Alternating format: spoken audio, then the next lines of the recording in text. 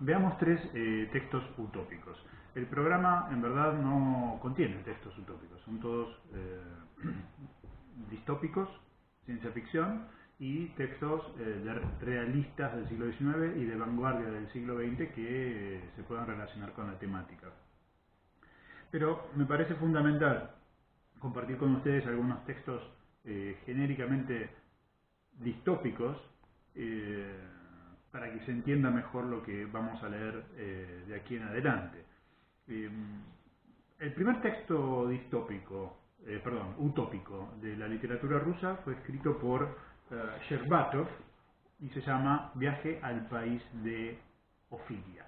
Lamentablemente no está traducido y el texto es de 1784. ¿Sí? Shcherbatov era un funcionario estatal, historiador, escritor, economista, periodista y defendía la monarquía ilustrada. ¿Sí? Él criticaba el sistema de Gleba y en muchas posiciones era conservador y estaba en contra de las reformas de Pedro el Grande. Entonces él inventa este país de Ofilia que está en la Antártida. Un dato interesante porque ustedes van a leer para la clase que viene, como parte de esta clase, el país de la República de la Cruz del Sur, de Brusov, de 1905, que es un texto distópico que transcurre en la Antártida. Es decir, acá tenemos un primer antecedente, y la Antártida no está elegida porque sí. En primer lugar, para el momento en que Shcherbatov escribe el texto, la Antártida no había sido explorada, está hipotetizada, si ustedes quieren, pero no ha sido ni siquiera descubierta. Cook no ha llegado, no se la reconoce como un continente, y está en las antípodas de Rusia. O sea, si Rusia y San Petersburgo están casi sobre el polo norte, bueno, la Antártida está sobre el polo sur. Y se la piensa, además, no con el clima efectivo de la Antártida, que ya va a aparecer en el caso de Brusov, porque ya ha sido descubierta, sino como, bueno, exactamente el mismo clima que tendrían los rusos allá en el norte.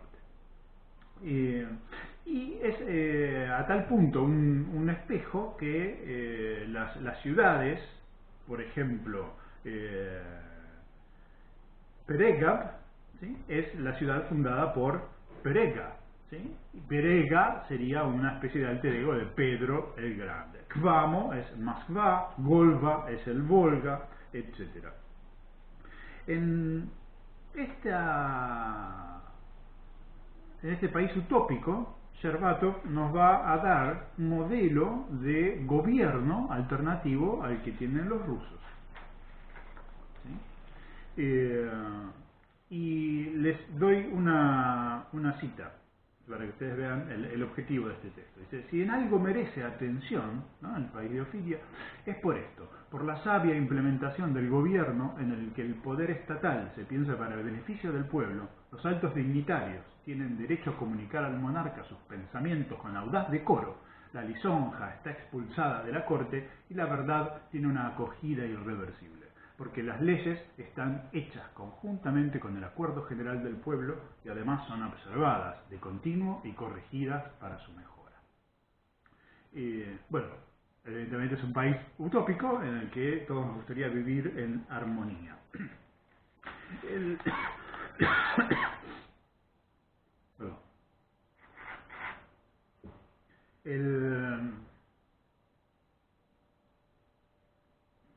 El texto es muy parecido a los viajes de Gulliver, si ustedes quieren, en muchos sentidos. Hay un barco que queda parado, deben pasar ahí un año porque hay unos episodios, una pelea con los marineros, un juicio, además, por cuestiones climáticas, y se producen diálogos donde les van contando al narrador los diferentes personajes cómo es la vida del país. Y tenemos entonces una descripción de ese mundo, de ese país, que es una utopía rural, donde se describe detalladamente la educación, la justicia, el sistema que evitaría la corrupción de los jueces, todo de la mejor manera posible. Y hay un punto en especial, no les voy a reponer todo el texto, que me parece que es muy interesante y por el cual se lo podría llamar un estado casi totalitario, ¿sí? Una especie de dictadura de los virtuosos. Y es la policía. Gervato describe la policía en forma detallada y le asigna 4 funciones dentro del país de Ofilia. La primera es cuidar de la salud de la población, que no se vendan productos podridos, por ejemplo, a los culpables, que los encarcelan una semana y les hacen comer sus propios productos. Un buen ejemplo de justicia utópica. Velar por la seguridad, un sistema complejo de vigilancia permanente y que nos hace pensar para qué tanta vigilancia si la sociedad es ideal, ¿no? Y evidentemente esta sociedad no es ideal, sino que precisa un control, pero no es una sociedad distópica, sino que estaríamos dentro del pensamiento utópico, no idealizante, que mencionábamos anteriormente, donde se propone una mejora del sistema actual. Y si la solución es ideal en tanto la mejor posible, desde un punto de vista práctico, pero no porque traiga la armonía, el fin de la historia y el fin de los conflictos a la sociedad en que vivimos. Deben velar también porque no haya incendios, ¿no? O en caso de incendios actuar en consecuencia. O sea, debe controlar el caos a diferentes niveles. Deben velar por la tranquilidad de los pobladores, y aquí entra el cuidado de los caminos, la limpieza, ¿sí? Cada uno repara su vereda y la policía vigila que se cumpla. También deben cuidar por el alumbrado. Foucault, en un texto, bueno, acá que es La Ilustración, él menciona precisamente en el siglo XVIII, 1700, el surgimiento de la noción de policía. ¿Sí? Él dice, por policía entienden no una institución o un mecanismo que funciona en el seno del Estado, sino una técnica de gobierno propia del Estado, dominios, técnicas, objetivos que requieren la intervención del Estado. Es decir, la palabra policía, como en inglés policy, que se diferenciaría de police, pero tienen el mismo origen, implica una política, ¿sí? Como cuando nosotros hablamos de política empresarial, etc. Una cierta administración, si ustedes quieren, de las empresas. Y bueno, en tiempos de pandemia y de escenarios casi distópicos es interesante notar cómo la policía, el ejército, estas instituciones de tipo represor, básicamente, están puestas al servicio de una múltiple ejecución, ¿no?, de tareas variadas, donde de alguna manera están ayudando al Estado a administrar la pandemia.